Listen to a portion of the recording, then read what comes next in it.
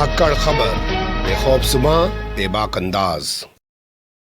धाकड़ खबर के news room से मैं आपके साथ हूं अकरम रईस खान। अयोध्या काशी में तैयारी है, अब मथुरा की बारी है। इस तरीके के बोल वचन देकर हिंदू मुस्लिमों के बीच नफरत फैलाने की ठेकेदारी संभाल चुके योगी सरकार के मंत्रियों ने अब ताजा बयान दिया और इस बार उन्होंने टोपी और लुंगी को निशाना बनाया है। तो कैसे उनके ताजा बयान को देखा और समझा जा सकता है और उसके क्या माने निकलते हैं, ये आपके सामने रखने की कोशिश करूंगा। इसके अलावा आपके सामने कुछ और चीजें भी रखूंगा इस बुलेटिन में, जैसे गुड़गांव में, जिसका अब नया नाम गुरुग्राम हो गया, नमाज को लेकर कल जुमे का दिन था, आप जानते हैं, फिर से बवाल काटा गया है। भगवा गैंग से जुड़े हुए गुंडों ने नमाज को डिस्टर्ब करने की कोशिश की, हालांकि पुलिस ने उनको हिरासत में ले लिया। इसके अलावा मथुरा, जहां 6 दिसंबर की तारीख कार सेवा के लिए निर्धारित की गई है, वहां पर भी जुमे के दिन तनावपूर्ण स्थिति बनी रही। उसे कैसे देखा और समझा जा सकता है और क्या चीजें वहां से उभर के आई है, वो भी आपके सामने रखने की कोशिश करूंगा। इसके अलावा आरएसएस एक बड़ा प्रोग्राम करने जा रहा है उत्तर प्रदेश के अंदर,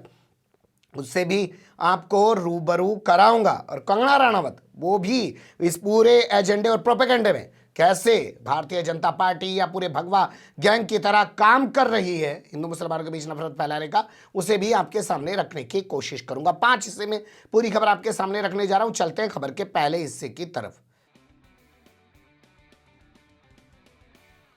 खबर के पहले हिस्से में बात कर लेते हैं गुड़गांव को लेकर, क्योंकि इसके अलावा सारी खबरें उत्तर प्रदेश से ही ताल्लुक रखती हैं। तो हरियाणा की एक खबर सबसे पहले आपके सामने रख देते हैं।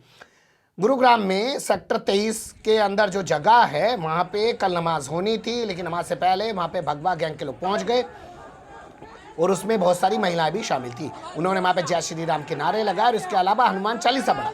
हालांकि पहले से वहां मौके पर मौजूद पुलिस ने जो चाक चौबंद व्यवस्था कर रखी थी, उसके चलते कोई अप्रिय घटना नहीं हो पाई और पूरे पुलिस की छावनी के अंदर नमाज को कराया गया। बता दें आपको 8 जगहों की मान्यता को रद्द किया जा चुका है। इसके अलावा 20 जगहें बाकी हैं जहां पे नमाज हो रही है अनुमति से, लेकिन फिर भी भगवा गैंग के लोग रुकने का नाम नहीं ले रहे हैं। पुलिस ने हरकत में आते हुए 20 लोगों को हिरासत में लिया, लेकिन इनके खिलाफ क्या कार्रवाई की गई, कितनी कार्रवाई की गई, इसके बारे में कोई जानकारी नहीं मिल पाई है। अगर इनके खिलाफ ढंग की कार्रवाई की जाए तो अगली बार आने की ये हिम्मत ना कर सकें। बता दें आपको अभी हाल फिलहाल में इसी गुरुग्राम के सेक्टर 37 की जगह पर हवन पूजन और ना जाने क्या क्या किया गया है। अब इनके खिलाफ कोई एक्शन लिया नहीं जाता ढंग से, तो अगले हफ्ते आके फिर अपनी गुंडई दिखाने लग जाते हैं। लगता नहीं है कि गुरुग्राम में नमाज के खिलाफ जो एक माहौल बन रहा है, वो इतनी आसानी से भगवा गैंग के लोग उत्तर प्रदेश के चुनाव तक छोड़ने वाले हैं। अब दूसरी तस्वीर देख लीजिए। अब बात कर लेते हैं मथुरा की। मथुरा की बात इसलिए क्योंकि 6 दिसंबर की एक तारीख निर्धारित की गई है। कहा गया कि वहां पे कार सेवा की जाएगी और ये कार सेवा ठीक उसी तरीके की कार सेवा होगी जो 6 दिसंबर 1992 को अयोध्या में की गई थी बाबरी मस्जिद पर। तो यहाँ चप्पे चप्पे पर पुलिस फोर्स तैनात है। तो कल था जुमा, तो जुमे की नमाज को लेकर यहाँ पूरे इलाके को छावनी में तब्दील कर दिया गया। जो लोग शाही ईदगाह मस्जिद में जुमे की नमाज पढ़ने जा रहे थे, उन्हें बैरिकेड लगा के रोक लिया गया, उनकी तलाशी ली गई। जिसके पास आधार था उसका आधार चेक किया गया, उसके बाद उसे जाने दिया गया। जिसके पास आधार नहीं था उसको नमाज पढ़ने जाने नहीं दिया गया। इस चाक चौबंद व्यवस्था के चलते बताया जा रहा है कि इस पूरे इलाके के अंदर जाम जैसी स्थिति भी बनी रही 2 घंटे तक। बता दें आपको अखिल भारत हिंदू महासभा हो या इसके अलावा नारायणी सेना हो, इन लोगों ने 6 दिसंबर को कार सेवा करने का ऐलान कर रखा है। उसी के चलते पूरे मथुरा में तनाव की स्थिति बनी हुई है। सोशल मीडिया पर नफरत फैलाने वाले 4 लोगों के खिलाफ मुकदमा दर्ज किया गया। गिरफ्तारी अभी किसी की भी नहीं हो पाई है। ये 2 थानों में मुकदमे दर्ज किए गए हैं। पहला थाना शहर कोतवाली, दूसरा थाना गोविंदनगर। किन किन के खिलाफ मुकदमा दर्ज हुआ है वो थोड़ा सा देख लीजिए। श्री कृष्णा के नाम से एक अकाउंट बना हुआ है ट्विटर पे, उसके खिलाफ मुकदमा दर्ज हुआ है। फजल हुसैन के खिलाफ मुकदमा दर्ज हुआ है। समीर दुर्रानी के खिलाफ मुकदमा दर्ज हुआ है। इसके अलावा पीडी अग्रवाल प्रियदर्शनी के खिलाफ भी मुकदमा दर्ज किया गया है। तो ये 4 लोगों के खिलाफ केस दर्ज किए गए हैं, गिरफ्तारी नहीं हुई है। कल जुमा था, तो दिल्ली की शाही फतेहपुरी मस्जिद के शाही इमाम मुफ्ती मुकर्रम ने भी अपने खुतबे में, यानी कि अपने खिताब में, अपने संबोधन में कहा कि कहाँ है अल्पसंख्यक आयोग। बता दें आपको अल्पसंख्यक आयोग ये एक ऐसा इदारा है, ये एक ऐसी संस्था है जो अल्पसंख्यकों पर होने वाले अत्याचारों के मामले में काम करती है। लेकिन जब से 2014 से सरकार बैठी है, तो कौन से आयोग की क्या हैसियत रह गई है जो इस आयोग की कोई हैसियत बचेगी। हालांकि मुफ्ती मुकर्रम ने अल्पसंख्यक आयोग को झंझोड़ने की पूरी कोशिश की है। चलते हैं खबर के तीसरे हिस्से की तरफ। चित्रकूट में 15 दिसंबर से होने जा रहा है महाकुंभ। जी हां, चित्रकूट में 15 दिसंबर से महाकुंभ होने जा रहा है। कितने दिनों का होगा अभी कोई जानकारी नहीं है, लेकिन इस महाकुंभ में मोहन भागवत जो आरएसएस के चीफ हैं उनको मुख्य अतिथि के तौर पर बुलाया जाएगा। इसके अलावा उत्तर प्रदेश के जो मुख्यमंत्री हैं आदित्यनाथ योगी, उनको भी इसमें आमंत्रित किया गया है। तो कोई सोचने समझने वाली बात तो है नहीं कि वो आमंत्रित किए जाने के बाद इस पर विचार करेंगे क्या आए क्या ना आए, वो तो आएंगे ही आएंगे। जगत गुरु राम भद्राचार्य द्वारा ये आयोजन कराया जा रहा है, यानी कि फिर से एक बार इस प्रोग्राम के जरिए जो उत्तर प्रदेश के चुनाव सामने खड़े हैं, एक माहौल बनाने की कोशिश की जाएगी हिंदुत्व के मुद्दे पर। तो तमाम तरह से कोशिशें कर रहे हैं, हर तरफ से कोशिशें की जा रही हैं। और मंत्री, उनका तो कहना ही क्या, लेकिन मंत्री से पहले बात कर लेते हैं कंगना रनौत की। कंगना रनौत जो कल पंजाब में महिलाओं के गुस्से का शिकार हुई, महिलाओं ने खूब जमकर खरी खोटी सुनाई, क्योंकि इन्होंने किसी आंदोलन से जुड़े हुए धरना स्थलों पर बैठी हुई महिलाओं को लेकर कह दिया था कि वो 100 रुपये में आकर बैठती हैं। तो महिलाओं ने इन्हें घेर लिया, इन्होंने वहाँ पे माफ़ी मांगी, लेकिन बाद में निकल के कहा कि मैंने किसी से माफ़ी नहीं मांगी। आज ये पहुँच गई मथुरा में वृंदावन में बांके बिहारी मंदिर का उन्होंने दर्शन किया। और दर्शन करने के बाद जब वो मीडिया के सामने आई तो उनके बोल वचन सुनिए। और उन्होंने कहा कि मैं किसी पार्टी से कोई संबंध नहीं रखती हूँ, मेरा किसी पार्टी से कोई ताल्लुक नहीं है, लेकिन जो राष्ट्रवादी लोग हैं उनके लिए मैं प्रचार करूंगे, यानी कि उत्तर प्रदेश में चुनाव प्रचार करते हुए आपको नजर आने वाली है। आप जानते हैं इनको पद्मश्री दिया गया और जो रात दिन लोगों की सेवा में लगे हुए सोनू सूद, उनके खिलाफ सीबीआई और ईडी तमाम जगह की छापेमारी करवाई जा रही है और इनको 22+ सिक्योरिटी भी दी गई है। दुनिया भर के मुकदमे इनके खिलाफ दर्ज हैं, अभी तक इनको जेल में नहीं डाला गया है। ये राष्ट्रपिता महात्मा गांधी का भी अपमान कर चुकी हैं और देश की आज़ादी का भी अपमान कर चुकी हैं। कह चुकी हैं कि 1947 में जो आज़ादी मिली थी वो भीख में मिली आज़ादी थी और 2014 में नरेंद्र मोदी के आने के बाद असली आज़ादी मिली है। छोड़िए इन तमाम चीज़ों को, कुल मिला के सुन लीजिए कैसे ये बता रही हैं कि राष्ट्रवादियों का समर्थन करेंगे और राष्ट्रवादी इनकी बात को अच्छा मानते हैं। मैं लगातार सुर्खियों में रहती हूँ और लोगों को आपके बयान से काफी रोष व्यक्त रहता है, क्या कारण है? जो लोगों के दिल में चोर है उन लोगों को तो तकलीफ होगी ही। जो लोग सच्चे हैं, जो लोग बहादुर हैं, देशभक्त हैं, जो राष्ट्र के हित में बात करते हैं, उन लोगों को मेरी सारी बातें सही लगेगी और कुछ भी गलत नहीं लगेगा। जो राष्ट्रवादी है मैं उसके लिए कैंपेनिंग करूंगी। मैं किसी पार्टी को बिलोंग नहीं करती हूँ, जो राष्ट्रवादी है मैं उन्हीं के लिए कैंपेनिंग। आज किस कला सुन लिया आपने कंगना रनावत को। अब बात कर लेते हैं कि जो सत्ता में बैठे लोग हैं वो कैसे हिंदू मुस्लिम के बीच नफरत फैलाने की कोशिश कर रहे हैं और उनके बयान से उन्हीं पर कैसे सवाल खड़े हो रहे हैं। बात कर लेते हैं केशव प्रसाद मौर्य को, डिप्टी सीएम हुआ करते हैं। अभी हाल फिलहाल में इन्होंने बयान दिया था कि काशी अयोध्या में तैयारी है, वहाँ पे मूर्तियाँ बन रही हैं, मंदिर बन रहा है, अब मथुरा की बारी है। उसके बाद दुनिया भर का हल्ला मचाया गया।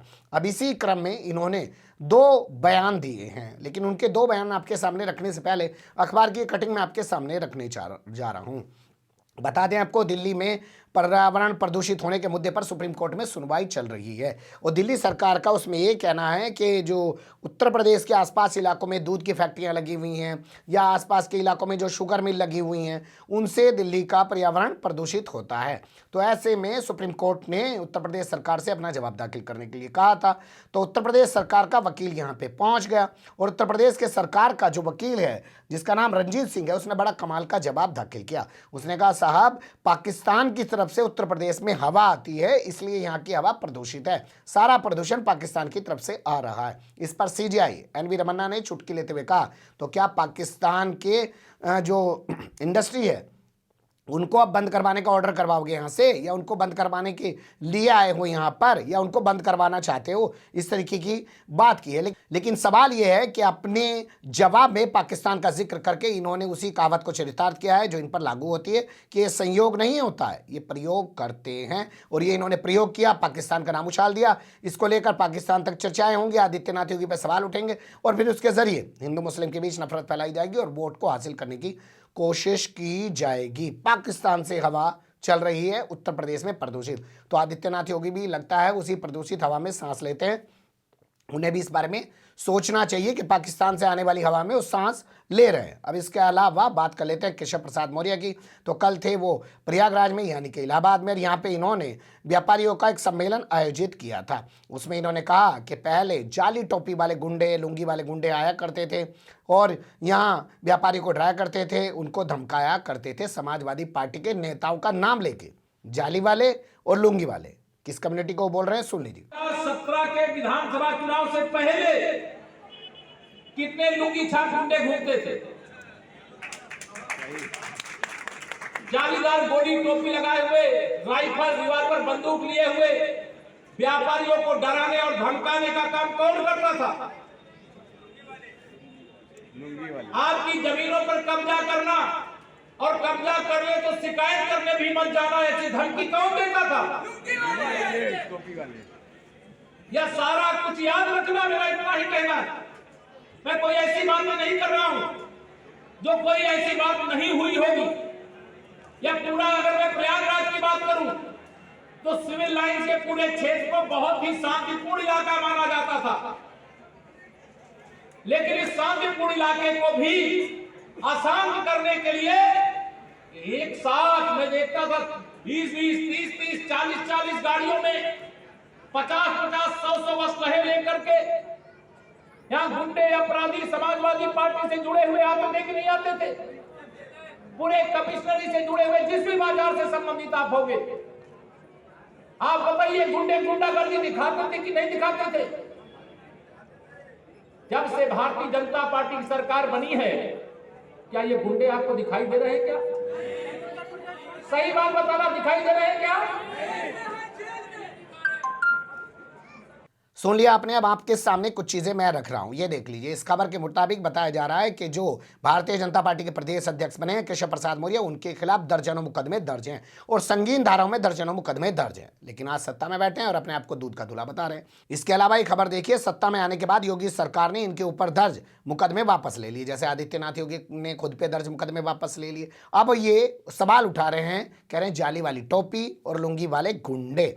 आप समझ सकते हैं ये तमाम चीज़ें क्यों बोली जा रही हैं और इन्हीं के जरिए क्यों बुलवाई जा रही हैं, क्योंकि आदित्यनाथ योगी को फिलहाल साइड रखा जा रहा है। उन्हें कह दिया गया है मुख्यमंत्री तो आप ही होंगे, लेकिन अगर केशव प्रसाद मौर्य को डाउन किया गया तो ओबीसी समाज वोट नहीं देगा। इसलिए उन्हीं के जरिए मथुरा का मुद्दा उठाया गया और उन्हीं के जरिए अब ये जाली वाली टोपी और लुंगी का मुद्दा उठाया गया। अब ऐसे में सिद्धार्थनाथ सिंह भी कैसे पीछे रहते तो उन्होंने कह दिया कि राम और जिन्ना की लड़ाई होने जा रही है उत्तर प्रदेश के चुनाव में। वहां से आवाज निकली, एक ने कहा कि जो सपा के नेता है वो कहते हैं जिन्ना को गलत समझे।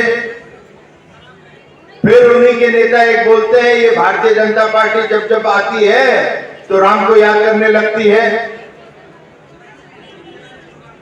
तो हम राम को याद करते हैं, आप जिन्ना को याद रखो, हमें कोई दिक्कत नहीं होगी।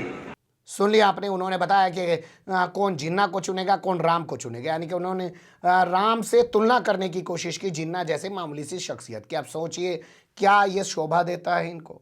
या अपनी वोट के लिए कुछ भी कर सकते हैं, लेकिन तमाम तरफ से कोशिशें यही की जा रही हैं कि ये एक सांप्रदायिक स्वाद को खराब कर लें, हिंदू मुसलमानों के बीच एक टेंशन पैदा कर लें और फिर से सत्ता हथिया लें, क्योंकि सत्ता में बने रहना ही इनके लिए सब कुछ है। और अगर 2022 में विधानसभा चुनाव उत्तर प्रदेश में नहीं जीत पाए तो 2024 में देश का चुनाव जीतना इनके लिए मुश्किल हो जाएगा। इसलिए अब ये अपने असली रूप में धीरे धीरे आते जा रहे हैं। बने रहेगा धाकड़ खबर के साथ। जैसे जैसे इनके नए नए रूप सामने आएंगे वैसे वैसे आपको अपडेट कराते रहेंगे।